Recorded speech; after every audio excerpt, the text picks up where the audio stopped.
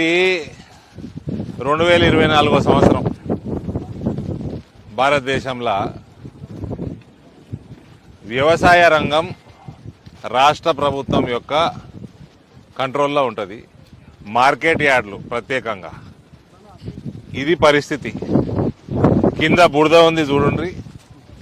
వర్షం పడితే కింద టార్పాలిన్లు వేసుకున్నారు, మీద టార్పాలిన్లు వేసుకున్నారు రైతులు. పొద్దున వస్తేనేమో ఎండకి ఎండేసుకుంటారు పాపం. సాయంత్రం కాగానే వర్షం పడుతున్నది, టార్పాలిన్లు ఎగిరిపోతున్నాయి, మళ్ళా తడుస్తున్నది, మళ్ళా పొద్దున ఎండ పెడతారు, మళ్ళా సాయంత్రం మళ్ళా వర్షం పడుతుంది. రైతుల గోస ఇది. ఇది ఎక్కడికి తీసుకురావాలంటే ఈ వడ్లు కోతలు కోస్తున్నది పొలంలోకి వెళ్ళి కోతలు కోసిన గంట సేపట్లో పోవాలి. కొనేటోడు వచ్చి, అది కొనేటోడు సర్కారు కానీ ప్రైవేటోడు కానీ, అటువంటి నూతన వ్యవసాయ చట్టాలు మోడీ తెస్తే ఈ దరిద్రపు కోట్ల కాంగ్రెస్ పార్టీ, ఈ రాహుల్ గాంధీ అనే విధవ అక్కడ పంజాబ్ వాళ్ళతో కొందరు కలిసి దిక్కుమాల ధర్నాలు చేసి ఒక మంచి వ్యవసాయ విధానం దేశంలో రాకుండా నానా రచ చేసిండ్రు. ఒక్కసారి భారతీయ జనతా పార్టీ తెలంగాణ ప్రభుత్వంలోకి వస్తే ఈ గతి నుంచి రైతులని కాపాడే బాధ్యత నరేంద్ర మోడీ భారతీయ జనతా పార్టీ సర్కార్ అవుతుంది. ఇదే ఆ పరిస్థితి.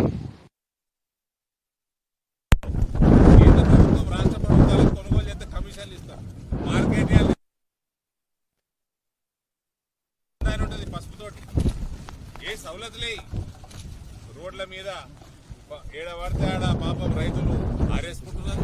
పొద్దున ఎండబోస్తున్నారు, సాయంత్రము మళ్ళీ నాలుగు కప్పుతున్నారు. మళ్ళీ పొద్దున ఎండబోయాలి, రోజు సాయంత్రం వర్షం పడాలి. ఇది కోతలు కోసి ఎన్ని రోజులైందన్న? 15 రోజులు అవుతున్నది. 2 కిలోల కడత తీస్తే గానీ రెండు ఎంతకి సంచిక ఇంకా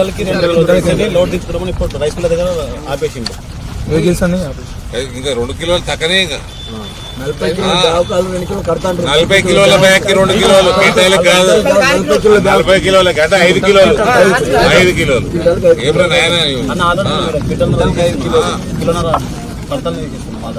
సో ఇది పరిస్థితి. మనోడు చిన్నపిల్లగాడు ఇంకా కాంగ్రెస్ ని ఇంకా కాపాడుతానికి ప్రయత్నం చేస్తున్నాడు. నాకు తెలిసి రైతులు నాకు చెప్పింది సంచికి 2 కిలోలు, అంటే క్వింటాల్కి 5 కిలోలు దించుకుంటలేరు. 5 కిలోలు రైతు ఒప్పుకుంటలేడు, వాళ్ళు దించుకుంటలేరు. వర్షాలు ఆగుతలేవు. పొద్దున ఎండబెట్టాలి, సాయంత్రం దడవాలి, పొద్దున ఎండబెట్టాలి, సాయంత్రం దడవాలి. ఇది కాంగ్రెస్ పార్టీ ప్రభుత్వం. సంచులు లింపిన తర్వాత అరే ఇప్పుడు రాంగరంగా రోడ్ కొండ చూస్తుంటే రైతు రోజు తిరుగుతున్నా రోడ్ కొండ రోజు కోసనే.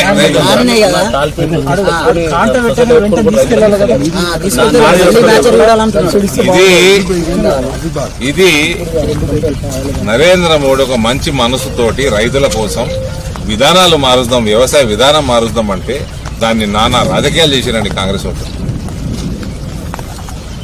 ఫైనల్ గా ఎట్లుండాలంటే రైతు బతుకు ఇట్లా కోతలు కోసిన గంట సేపట్లో వెళ్ళిపోవాలా పంట. అదే విధానం అంటారు. ఇదేందండి ఈ పంట పండించడానికంటే ఎక్కువ కష్టపడుతున్నారు కోతలైనాక.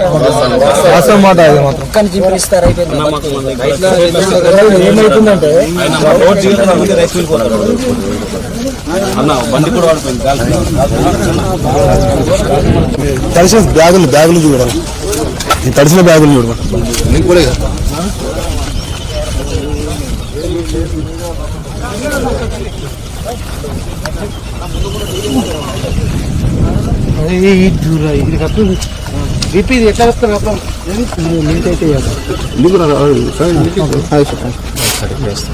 రైతు పరిస్థితి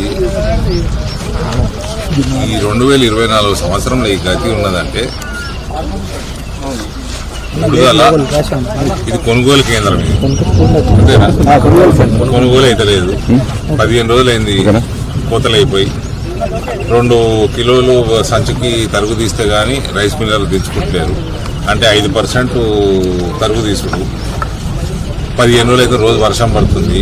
రైతు గోస ఏమన్నదంటే పొద్దునంతా ఆరేసుకుంటున్నాడు, సాయంత్రం 4-5 కాగానే మళ్ళీ మొగులైతున్నది, వర్షం పడుతున్నది, మళ్ళీ కుప్పేస్తున్నాడు, మళ్ళీ పొద్దున్న లేస్తే మళ్ళీ ఆరేయాల, మళ్ళీ సాయంత్రం అదే పని. ఇది పొలము పండించేదానికంటే ఎక్కువ కష్టం కోతలైనాక అవుతున్నది. మీరు అందరికి గుర్తుంటే నూతన వ్యవసాయ విధానంలో చట్టాలల్లో ఇట్లా కొనుగోలు ఎప్పుడు చేస్తారంటే ఇట్లా కోతలు అవుతుంటే కొనుగోలు అయిపోతూ ఉండాలి.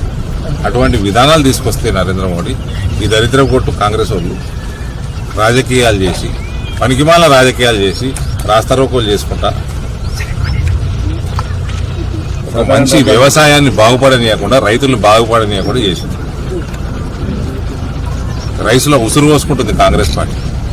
ఇప్పుడు వాళ్ళు ఇచ్చే 500 ఇస్తలేరు, ఆ 2 లక్షలు ఇది రుణమాఫీ చేస్తలేరు, రైతు బంధు పెంచుతలేరు. అది కాకుండా మళ్ళీ తరుగు తగ్గిస్తలేరు. ఆ కేసీఆర్ ఉన్నప్పుడు ఎట్లున్నదో గదే పరిస్థితి ఉన్నది. ఇవాళ సంచులు లేవంటారు, సుతిలు లేవంటారు. ఇవాళ కొనుగోలు అయితే లేదు, ధాన్యం తడిసిపోతున్నది. తడిసిన ధాన్యం కొనడు. జనవరి ఫిబ్రవరిలో కూడా అకాల వర్షాలు పడితే ఇవాళ వరకు రూపాయి ఇవ్వలేదు. మీరే చూస్తున్నారు ఎట్లా ఎట్లా వేసిన టార్పాలిన్లు కూడా ఎగిరిపోతున్నాయి. మొత్తం రైతుల ఉసురు పోసుకుంటుంది కాంగ్రెస్ పార్టీ. ఎవరన్నా మంచి పని చేస్తా అంటే నరేంద్ర మోడీ ఆయన మంచి పని చేస్తా అంటే అది కూడా చేయనియరు. నేను అందరికి చెప్తా ఉన్నా మీడియా, ఒక్కసారి భారతీయ జనతా పార్టీ ప్రభుత్వం రానింది తెలంగాణలో ఒక్కటే టర్ము ఈ గోస మొత్తం చుట్టి ఉంటది. ఒక్క రైతుకు కూడా ఇటువంటి గోస కానియకుండా ఉంటుంది. ఒక్క టర్మ్ చాలు మాకు. మొత్తం కమిషన్లు 1000 కోట్ల కొనుగోలు చేస్తా ఉన్నది FCI. కేంద్రం ప్రతి దానా కేంద్రం కొనుగోలు చేస్తుంది. ఈ కొనుగోలు కొని FCIకి అప్పచెప్పినందుకు ప్రతి దానాకి కమిషన్ ఇస్తున్నది. ఆ కమిషన్ పైసలు ఈ కాంగ్రెస్ గాని ఆ కేసీఆర్ గాని కరప్షన్ చేసి మింగుడు తప్ప కొనుగోలు కేంద్రాలు డెవలప్ చేద్దాము, సౌలతులు మార్కెట్ యార్డ్లలో డెవలప్ చేద్దాము అన్న చిత్తశుద్ధి లేదు. అవినీతి మీద ఉన్న ధ్యాస రైతు మీద లేదు ఈ పార్టీలకి. ఒక్కసారి బీజేపీ తెలంగాణలో వస్తే ఈ మొత్తం గోస నుంచి విముక్తి వస్తుంది రైతులకి.